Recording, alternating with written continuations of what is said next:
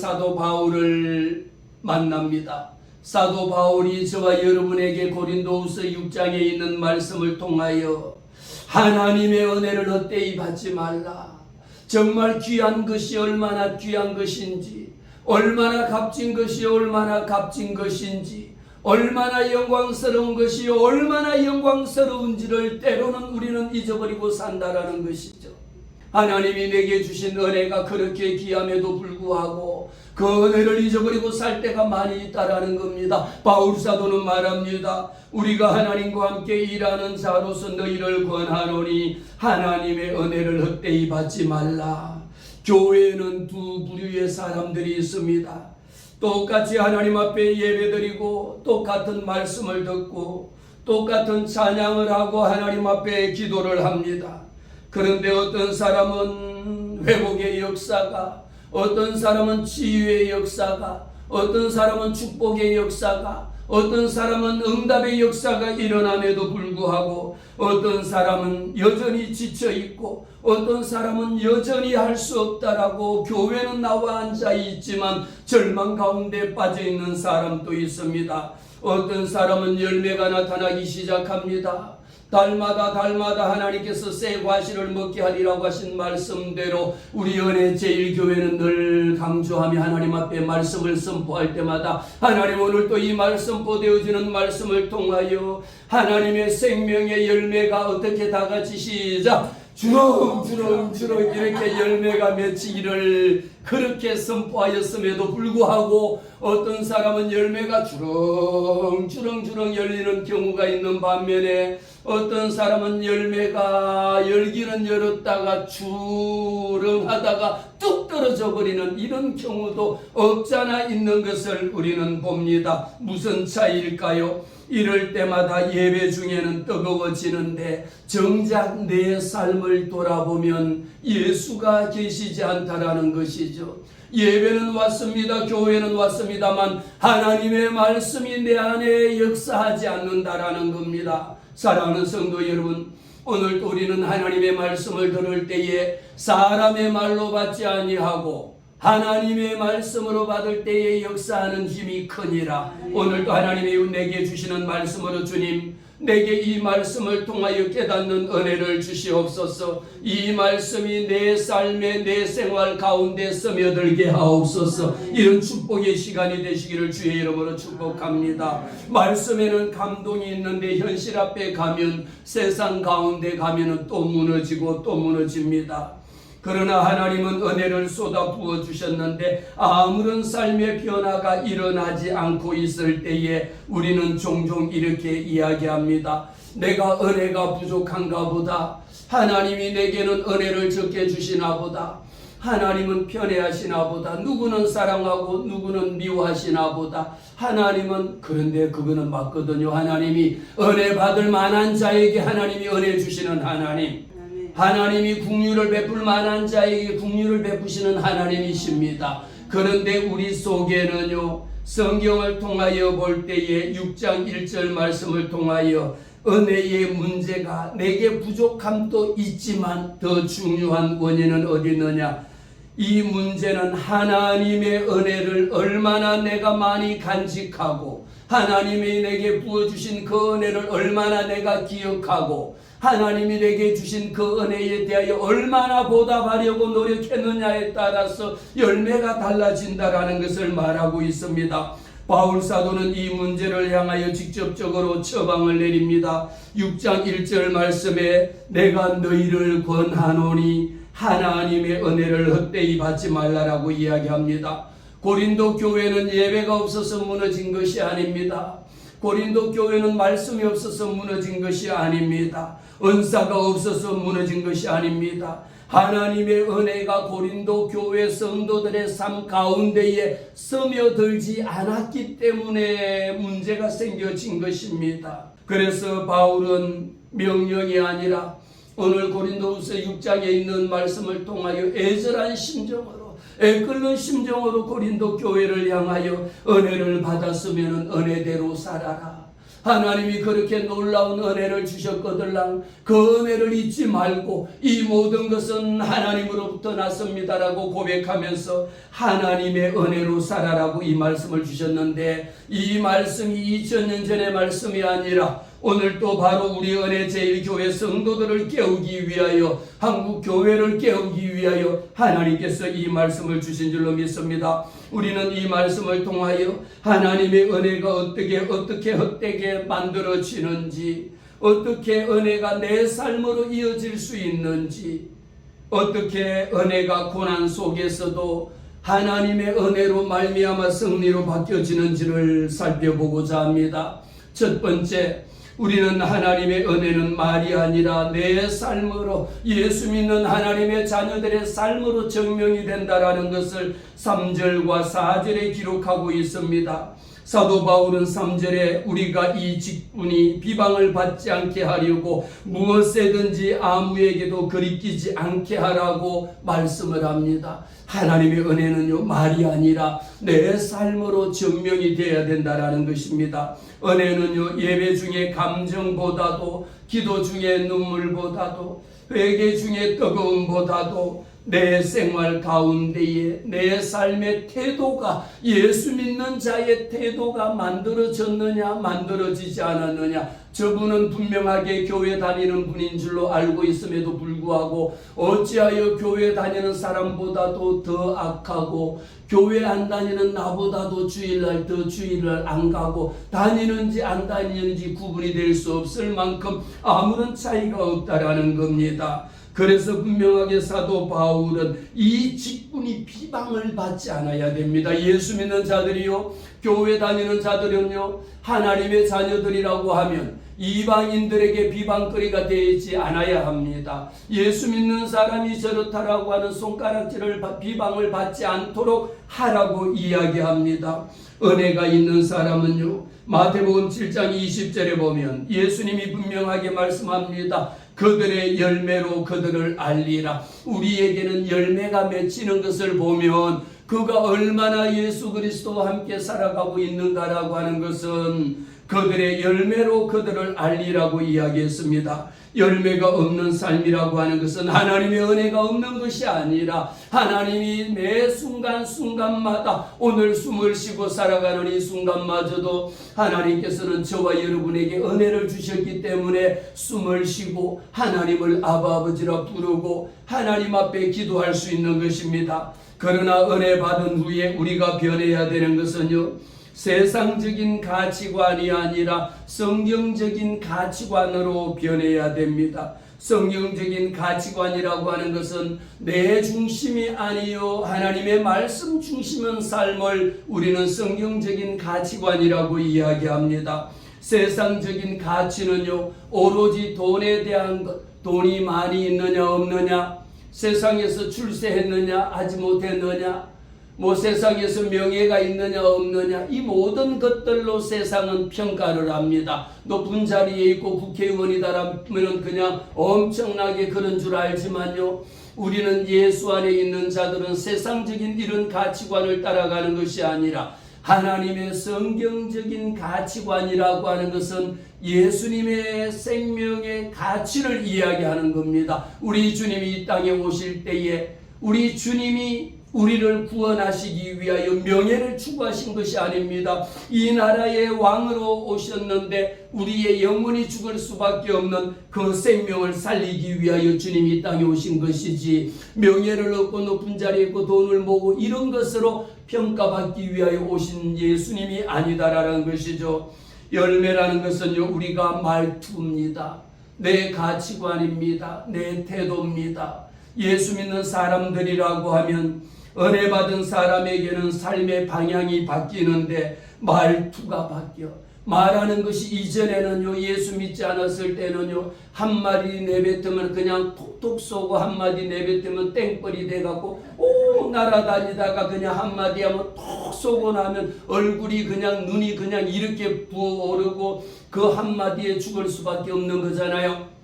예수 믿은 후에 은혜 받은 사람에게는 말투가 바뀌고 다른 교인들 간에도 태도가 바뀌고 선택의 기준이 바뀐다라는 거죠. 세상적인 선택의 기준이 아니라 성경적인 선택의 기준이 바뀐다라는 겁니다. 마음속에 때로는 상처가 쌓이기도 하지만요, 예수 믿기 때문에 주님이 내 모든 죄를 용서해 주셨는데 그 사람이 내게 조금 잘못한 것 가지고 그래 내가 한번 두고 보자, 이런 심정을 갖고 살아가지 않는다라는 겁니다.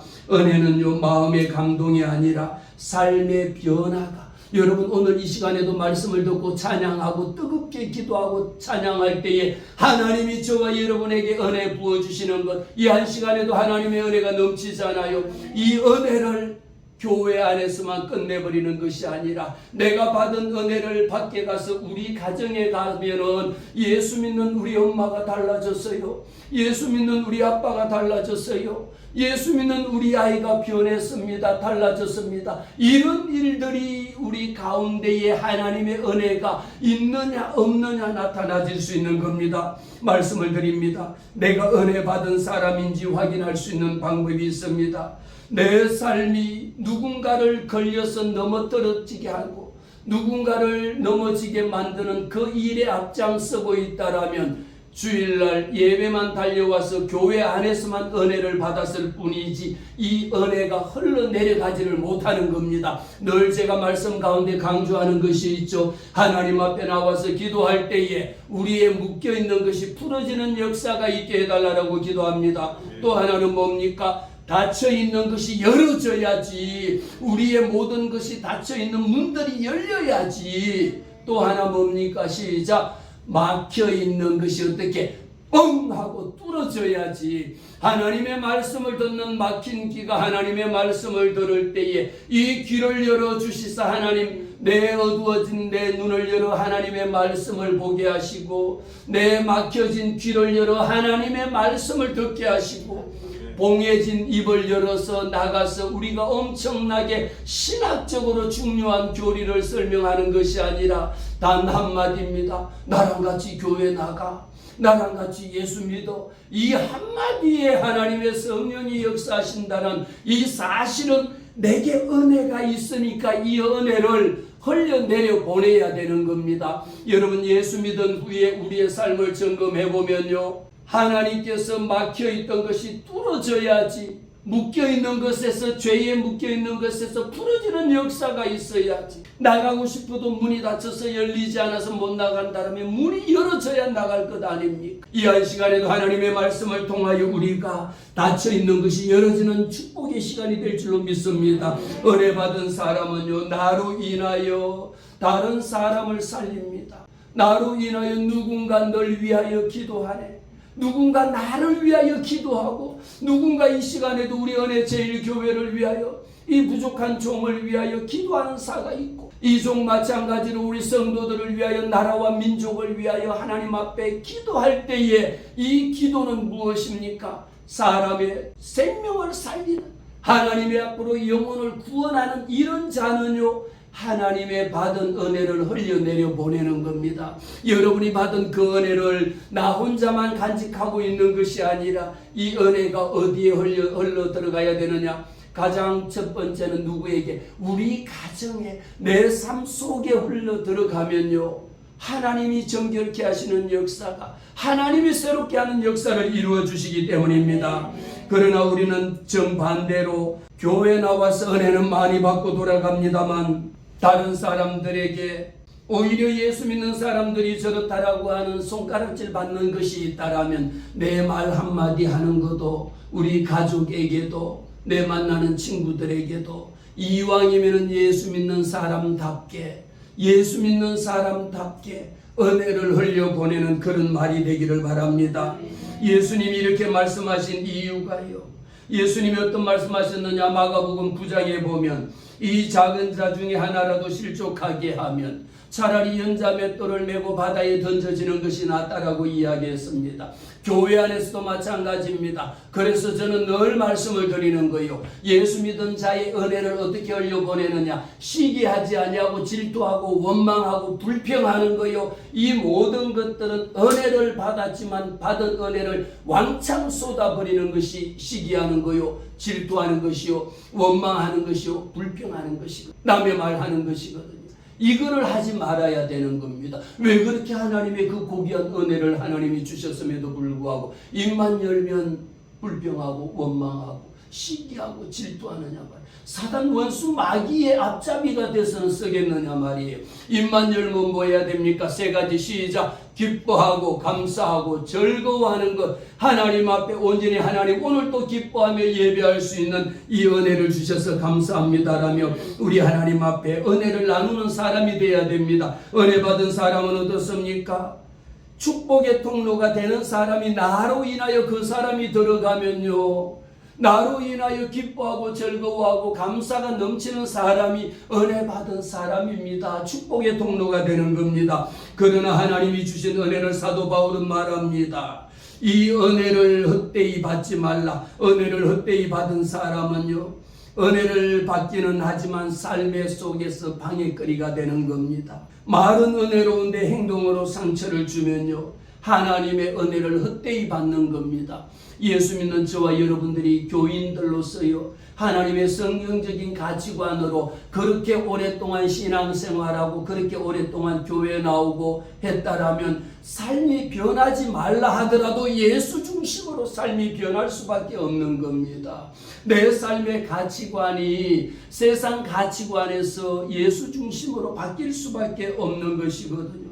은혜의 진짜 증거는 기분이 아닙니다. 교인들 중에도 보면 기분파가 있거든요. 이 기분파는 때로는 굉장히 좋기도 합니다. 자기의 기분에 따라서 기분이 업되면요. 그냥 온갖 것 하루아침에 막 기분 다 풉니다. 너무너무 좋아갖고 막 갑자기 하지 않던 헌금도 하게 되고 하지 않던 봉사도 하고 충성도 하고 예배도 다 나옵니다. 그러나 자기 기분이 어느 날 다운이 되면요. 나 안 해. 아니 한다고 할 때는 또 언제였다가 또 그냥 좀 뭐 이렇게 다운이 되면 나 안 해. 나 안 가. 나 안 못해. 예수 믿는 거는 기분으로 예수 믿는 게 아니라고 이야기합니다. 은혜 받은 진짜 증거는요. 일상생활 가운데 여러분 예수 믿으면서 이런 혹이나 여러분들 중에 기복이 너무 심하다. 그 기복이 업다운이 너무 심한 것을 이야기하거든요. 오늘 현대의학으로 이야기하면 조우울증이라고 이야기합니다. 좋을 때는 좋아갖고 오늘 목사님 교회 건축합시다 막 이랬다가 갑자기 또 기분이 다운해지면 나 안 지어 교회 안 가 교회 안 해. 하루아침에 아니 교회를 무슨 목사 보고 교회 나온 거예요. 나보고 나온 거예요. 뭐예요? 이런 것이 아니라 우리에게는 예수 믿은 삶의 은혜를 왜 사도 바울이 헛되이 받지 말라라고 했냐면 하나님의 은혜는 내게 주신 것은요. 내 기분에 따라 할 수 있는 게 아니다라는 거예요. 신앙생활하는 저와 여러분 세상에 예수와 믿지 않는 사람은요. 믿는 사람도 마찬가지예요. 여러분들의 기분이 아침 저녁으로 다르다라면 병원에 가서 진료를 받아야 돼. 병원에 가면 조우울증 환자라고 그래가고 그것이 심할 때는 뭐합니까? 도저히 컨트롤이 안 된다라면 뭐 해야 됩니까? 약 줍니다. 처방을 줍니다. 이것이 또 더 심해지면 나중에 뭐가 되느냐? 분노 조절 장애로 이어집니다. 한번 폭발하기 시작하면 뭐 교회를 들었다 놨다 이게 뭐하는 짓을 할 수가 없는 거거든요. 은혜 하나님이 주신 은혜는요 감정을 하는 게 아니다라는 겁니다. 이 시점에서 우리를 생각해 봅니다. 하나님 오늘 내 신앙은 사람을 세우는 신앙인의 모습입니까? 아니면 사람을 무너뜨리고 있는 겁니까? 하나님의 은혜가 내게 임하고 있다라면 하나님의 은혜가 내 속에 있는 내 자리에서 예수 그리스도의 향기를 내보내는 내뿜는 사람이 돼야지. 말만 하면 상대방을 비난하고 말만 하면 상대방을 시기하고 말만 하면 상대방을 저주하는 그 입술이라면 하나님의 은혜가 내 속에 머물지 못하는 겁니다. 두 번째입니다. 하나님의 은혜는요 견딤입니다. 하나님의 은혜 받은 사람은 인내하는 겁니다. 오늘 4절 하반절에 보니까 이렇게 기록합니다. 오직 모든 일에 하나님의 일꾼으로 자천하여 많이 견디는 것과 환난과 궁핍과 고난과 오죽하면 매맞는 것과 갇힌 것과 난동과 수고로움과 자지 못함과 먹지 못하는 이런 일이 있다 할지라도 하나님의 은혜를 받은 사람은 끝까지 견딘다라는 겁니다. 그저 뭘 좀 먹었다 해서 좋은 것이 아니고 못 먹었다 해서 죽는 것이 아니라 내게 어떠한 형편에 처하든지 사도 바울은 나는 자족하기를 배웠노라고 고백합니다. 하나님 앞에 이 은혜를 가지고 우리는요 견딜 수가 있어야 됩니다. 오늘 대부분의 많은 사람들은요 조금만 좋으면 뭐라고 이야기가 좋아서 죽고요, 조금만 기분 나빠서 죽고, 이래 죽고 저래 죽고 다 죽고, 우리의 입술의 열매가 죽는 것이 아니라 하나님 기뻐서 살겠습니다, 힘들어서 살겠습니다, 하나님 이렇게 고통 가운데 있지만 하나님이 견디게 해주셔서 감사합니다라는 입술이 되어야 된다라는 겁니다. 은혜 받은 사람은요 힘이 있어서 버티는 것이 아니라 힘이 없어도, 돈이 없어도, 능력이 없어도, 아는 사람이 없어도 무엇 때문에? 예수 그리스도의 사랑, 하나님의 구원의 은혜 때문에 우리는 참고 견디고 인내한다라는 것입니다. 로마서 5장 3절에 기록합니다. 너희가 하나님의 뜻을, 로마서 5장 3절에 우리가 환난 중에도 즐거워하나니 어렵고 환난 가운데 고통과 고난 속에 있다 할지라도 우리는 즐거워합니다. 환난은 인내를, 인내는 연단을, 연단은 소망을 만들어내는 줄을 내가 알미라고 말씀하고 있습니다. 그리고 또 히브리서 10장 말씀에 너희가 하나님의 뜻을 행한 후에 약속을 받기 위해서는 인내하라고 말했습니다. 우리는 언제까지 참아야 됩니까? 주님 부르실 때까지 참아야 돼. 예수 믿는 거 1, 2년 믿다가 끝나는 게 아닙니다. 세상의 모든 것은 졸업이 있습니다. 초등학교 6년이면 졸업합니다. 중학교는 몇 년? 3년, 고등학교 3년, 대학 4년 졸업하면 졸업이라는 게 끝나는 게 있습니다. 그러나 우리 예수 믿는 것은 언제까지 믿습니까? 주님 부르시는 그날까지 우리는 하나님 앞에 끝까지 중도에 포기하면 학교 다니다가 중퇴하는 거랑 똑같습니다. 주님 부르시는, 주님이 오라고 부르시는 그날까지 난 예수로만 인하여 살리로다, 난 예수만 믿습니다 라고 고백하고 나가야 될 줄로 믿습니다. 우리에게는요 하나님이 약속한 이 약속의 말씀을 받기 위해서는 끝까지 견디는 인내가 필요하다라는 것입니다. 하나님의 은혜로 우리는 시작했지 않습니까? 내 감정이 유지되는 것이 아니라 하나님의 은혜로 끝까지 참고 견딜 수가 있어야 되는데, 오늘 5절 말씀 보세요.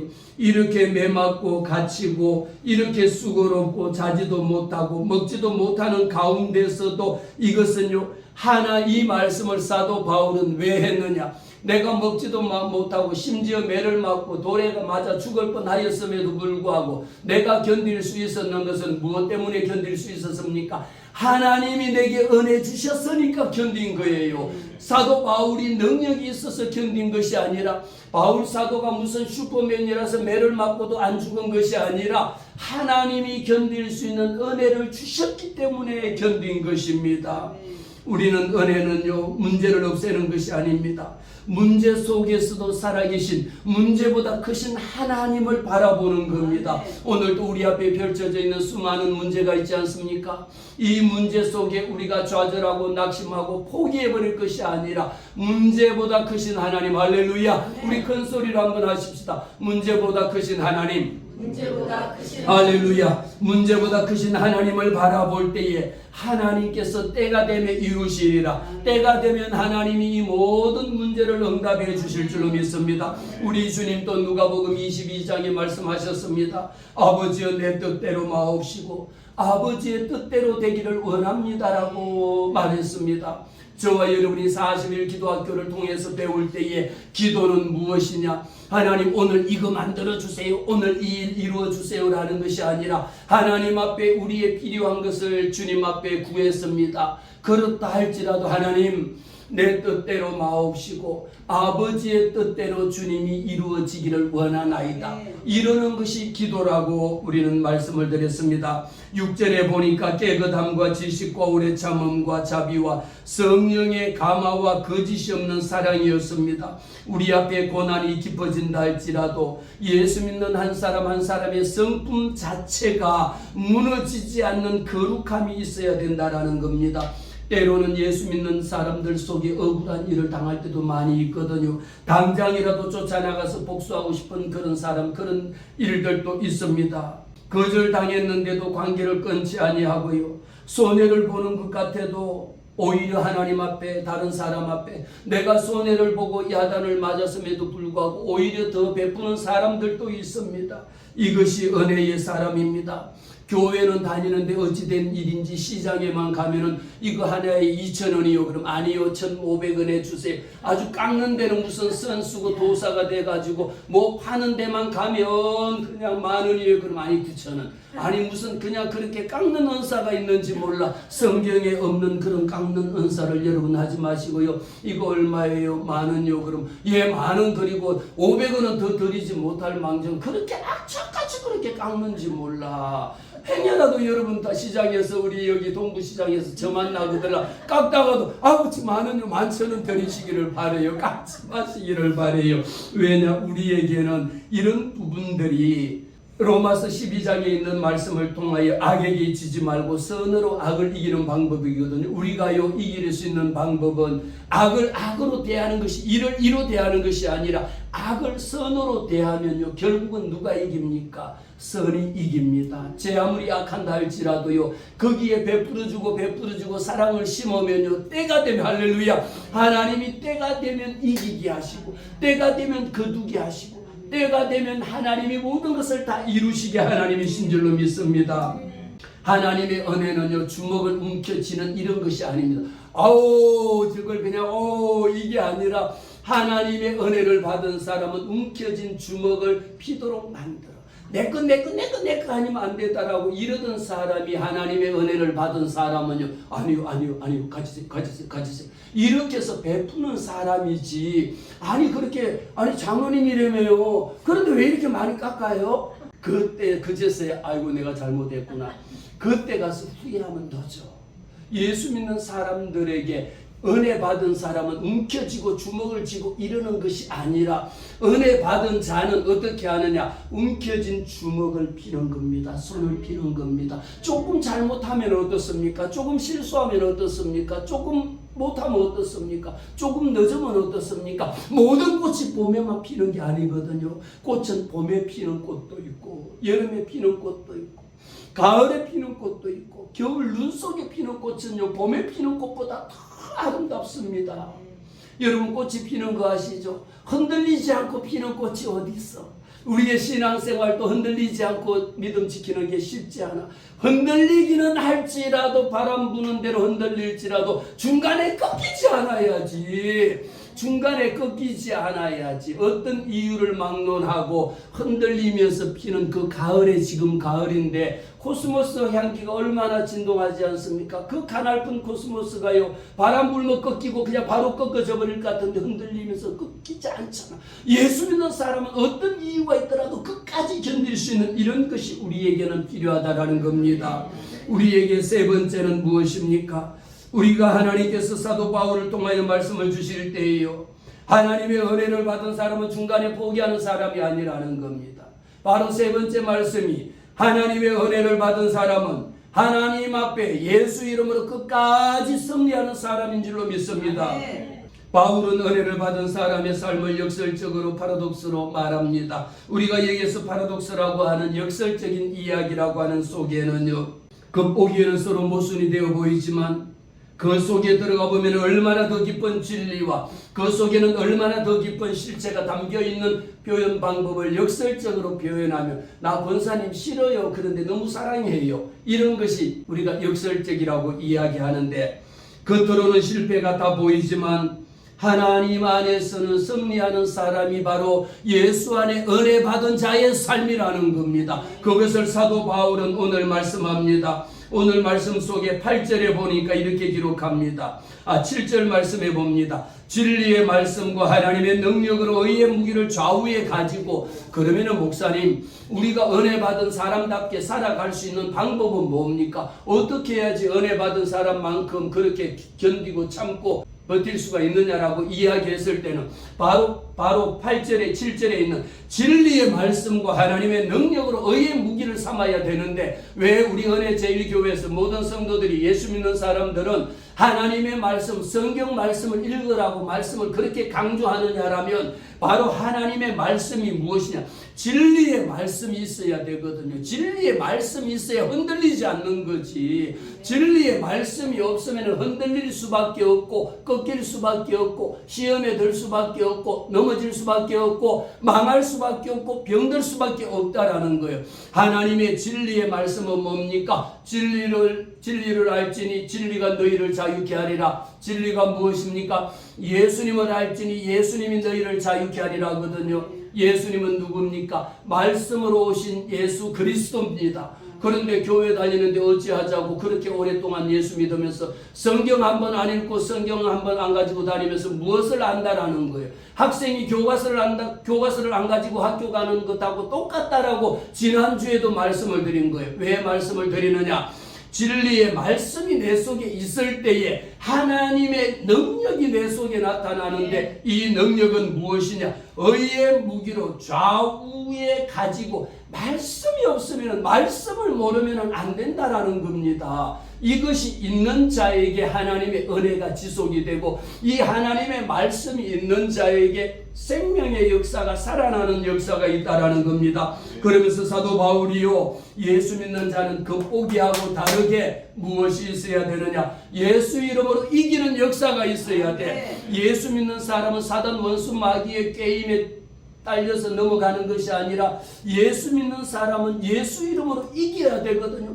이길 수 있는 게 어디에 있느냐? 하나님의 말씀을 읽고, 말씀을 통독하고, 말씀을 읊조리고, 말씀이 내 속에 있고, 말씀을 가지고 기도할 때에 하나님이 이 모든 것을 이기게 해주시는 겁니다. 사랑하는 성도 여러분, 우리 은혜 제1교회는 하나님의 진리의 말씀을 읽고 읊조리고 내 마음속에 읽고 또 읽을 때에 하나님의 능력이 의의 무기로 사단 원수 마귀를 내어쫓는 것, 여러분 10번 100번 여러분의 이름으로 내쫓지 못합니다. 무엇으로? 하나님의 말씀으로, 하나님의 말씀으로 선포하고 예수 이름으로 기도하고 예수 이름으로 명할 때에 악한 사단 원수 마귀가 떠나가는 역사가 있는 줄로 믿습니다. 오늘 8절 말씀 봅니다. 우리는 속이는 자 같으나 참되도다라고 이렇게 역설적으로 사도 바울은 말하거든요. 아니, 우리는 속이는 자 같으나, 예수 믿는 사람들은 어찌 보면 전부 다 거짓말쟁이다 그래요. 왜 그럴까요? 아니, 예수님이 살아나셨다며. 어디 있어? 아니, 겉으로 보니까 전부 다 하나님은 살아계시다. 아니, 살아계신 게 눈에 보이지 않는데, 이 말씀 속에는요, 겉으로 보면 우리는 속이는 자 같으나 참된 게 무엇이냐? 세상 사람들은요, 참된 것 같은데 전부 다 거짓이야. 왜 세상적인 가치관과 하나님의 성경적인 가치관으로 우리가 살아나야 되느냐? 바울 사도는 분명하게 말합니다. 속이는 자 같으나 참된 것, 참된 것이 무엇입니까? 예수만이 참이요 진리요 생명이다라고 하는 것을 우리 속에 가져 있기 때문이다라는 것이죠. 바울 사도는 또 말합니다. 우리는 은혜 받은 사람은 무명한 자 같으나 유명한 자요. 여러분, 우리가 무명한 자, 예수 믿는 자, 아무런 이름 석자도 내세울 것이 없고 자랑할 것도 없고 잘난 것도 없고 명예도 없고 아무것도 없는 것 같은데 어떻습니까? 예수 믿는 사람들은 무명한 자 같으나 유명한 자예요. 왜 유명합니까? 내 안에 은혜 받은 사람은, 예수가 내 안에 사는 사람은 이보다 더 유명할 수가 없어. 왜 유명합니까? 나는 하나님의 자녀이니까. 할렐루야. 하나님의 자녀보다 더 유명한 자가 어디 있겠느냐라는 것이죠. 그뿐만이 아닙니다. 죽은 자, 우리는 세상 기준으로 보면요, 예수 믿는 사람들은 어쩌면 세상의 사람들이 보면 예수 믿는 사람만큼 불쌍한 사람이 어디 있고 예수 믿는 사람만큼 어리석은 사람이 어디, 아니 그렇게 열심히 돈 벌어갖고 교회 11조 갖다 주고 헌금 따고 뭐 먹고 살아, 이 정도로 세상 사람들이 보면 아주 그냥 쓸데없는 일을 하고 왜 헛짓을 한다라고 이야기하지만, 오늘 사도 바울은 우리에게 분명하게 말씀합니다. 우리에게는 무명한 자 같으나 유명한 자, 세상 사람들이 알아주면 뭐 하겠습니까? 세상 사람들이 잘했다라고 칭찬해 주면 뭐 하겠습니까? 예수 믿는 하나님의 자녀들은 세상 사람들로부터 칭찬도 받아야 되겠지만 하나님 앞에 칭찬받는 자가 돼야지. 하나님의 생명책에 기록된 자가 돼야지. 하나님의 생명책에 기록된 자는요, 무명한 자 같으나 유명하다. 왜? 내 이름 석자는 주민센터에 올라가 있는 것이 아니라 내 이름 석자는 하늘나라에, 영원한 하나님 나라의 영생의 생명책에 기록되어져 있으니까 이보다 더 유명한 사람이 어디 있겠어요? 다 죽은 것 같아. 예수 믿는 사람들 보면 다 죽은 것 같아. 그러나 보라, 우리가 살아있고. 아니, 이 말씀은 역설적인 것은 정반대적인 거거든요. 여러분, 세상 사람들 막 팔딱거리고 살아있고 막 난리 온갖 것을 다 하고 막 그냥 살아있는 것 같은데, 정작 예수 안 믿는 그들은 살아있는 것 같으나 죽은 자들이야. 그러나 예수 믿는 사람들은 정반대입니다. 죽은 것 같으나 나중에 들여다보니까 예수 믿는 만큼, 예수 믿는 사람만큼 살아있는 자가 없어. 왜? 예수의 생명이 내 안에 있으니까, 영원한 생명이 내게 있기 때문에 우리는 살아있다라는 겁니다. 그것뿐만이 아닙니다. 징계를 받던 자 같으나 죽임을 당하지 않아. 예수 믿다가 여러분 온갖 징계를 받고 힘든 고난 가운데 있고 고통 가운데 있다 할지라도 죽임을 당하지 않아. 여러분, 예수 믿는 사람들이 그렇게 힘들고 어렵다라고 하지만요, 예수 믿는 사람 보세요. 징계를 받은 것 같으나 죽은 것 같지 않아. 오히려 죽었는 줄 알았더니 살아있더라니까요. 예수의 생명이 그렇게 귀하다라는 것입니다. 어디 그뿐입니까? 근심하는 자 같으나 항상 기뻐하는 자입니다. 아니, 근심하는 자 같으나 항상 기뻐하고. 아니, 이렇게 사도 바울은요, 예수 믿는 사람들이, 정작 세상 사람은 어떻습니까? 맨날 호호호 그러고 막 웃고 그냥 뭐 엄청난 일 같은데, 기뻐하는 것 같은데, 정작 들여다보면 온갖 세상 근심 걱정 다 가지고 있는 사람들은 예수 믿지 아니하는 사람들의 모습입니다. 그들이 우리를 볼 때는 근심하는 자 같으나 항상 기뻐하는 자입니다. 항상 기뻐하라, 쉬지 말고 기도하라, 범사에 감사하라. 이는 그리스도 예수 안에서 너희를 향하신 하나님의 뜻이니라. 할렐루야. 우리는 하나님의 뜻대로 살기를 원합니다. 하나님의 뜻이 뭡니까, 목사님? 그런데 하나님 뜻대로 살고 싶은데요, 하나님의 뜻이 무엇입니까? 라면 무엇이 하나님의 뜻이라고요? 항상 기뻐하라, 쉬지 말고 기도하라, 범사에 감사하라. 이는 그리스도 예수 안에서 너희를 향하신, 나를 향하신, 이것이 하나님의 뜻이거든. 아니, 목사님, 감사할 게 감사할 거리가 있어야 감사하지. 감사할 거리가 없어도 감사하는 자가, 하나님의 은혜 속에 있는 자는 감사할 거리가 없음에도 하나님, 감사할 거리가 없음에도 여호와 하나님 내 생명 주신 것만으로도 감사합니다라며, 죽은 자 같은 한 내 안에 예수의 생명이 있으니까 하나님 앞에 감사할 수밖에 없는 것입니다. 우리에게는 눈물 가운데 있지만 기쁨을 잃지 않습니다. 근심하는 자 같은 한 항상 기뻐하지 않습니까?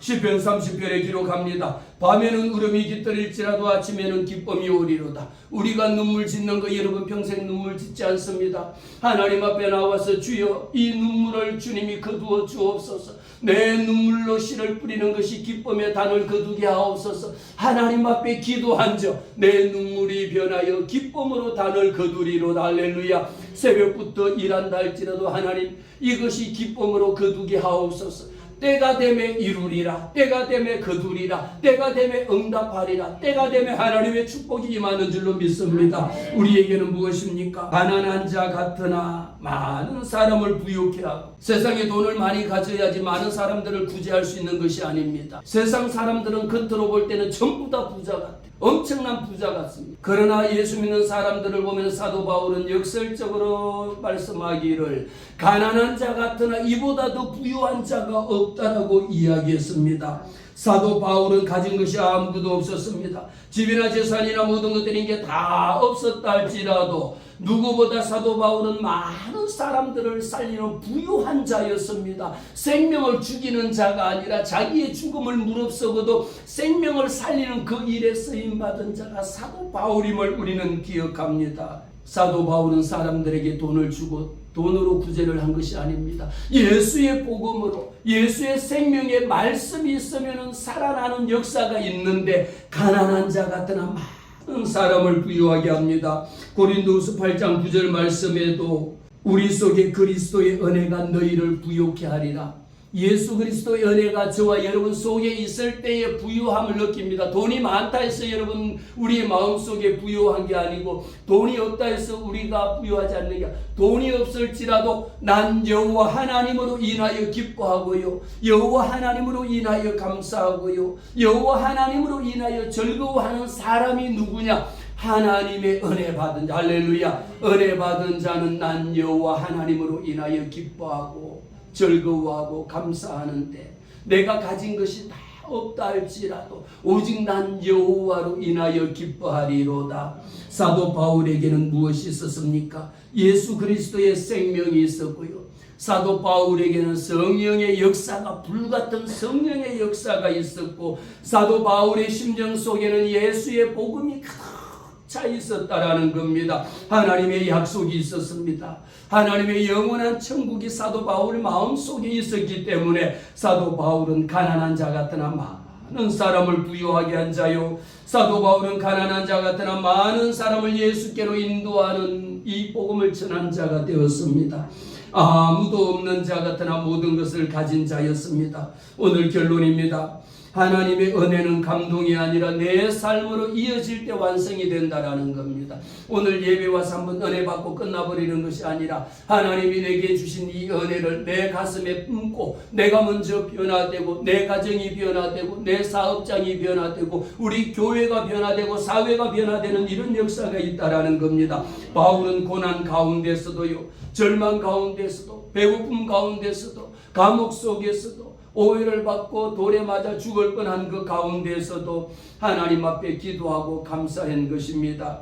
응답에는요, 응답은 이미 우리가 하나님 앞에 달려나온 것은 응답의 시작이요, 견딜 만한 것, 하나님께서 저와 여러분을 이 모든 것을 감당하게 하신 것. 우리는 말이 아니라 예수 믿는 사람이라면 내 삶으로, 내 삶 가운데 예수를 드러내 보이는 작은 예수가 되어야 합니다. 오늘 내일이 아닙니다. 오늘 응답입니다. 여호와 하나님께서 이 말씀을 듣고 은혜 받은 자가 되어야 되는 것은, 목사님 내일부터 그렇게 살겠습니까? 아니라 오늘부터 말씀을 듣고부터 이 은혜가 내 속에 있으면서 기분이 좋을 때가 아니라 지금 하나님의 말씀에 순종하는 겁니다. 순종함으로, 불순종이 아닙니다. 순종함으로, 감사함으로 그 문에 들어가고, 순종함으로 그 문에 들어가고, 기뻐하며 그 문에 들어갈 때에 세상 기준으로가 아니라 하나님의 말씀의 기준에 따라서 사도 바울이 고백했습니다. 무명한 자 같으나 예수 믿는 자는 유명한 자요, 죽은 자 같으나 보라 죽지 아니하고 하나님의 영원한 생명의 말씀을 가지고 살아있는 자가 되기를 주님의 이름으로 축복합니다. 할렐루야.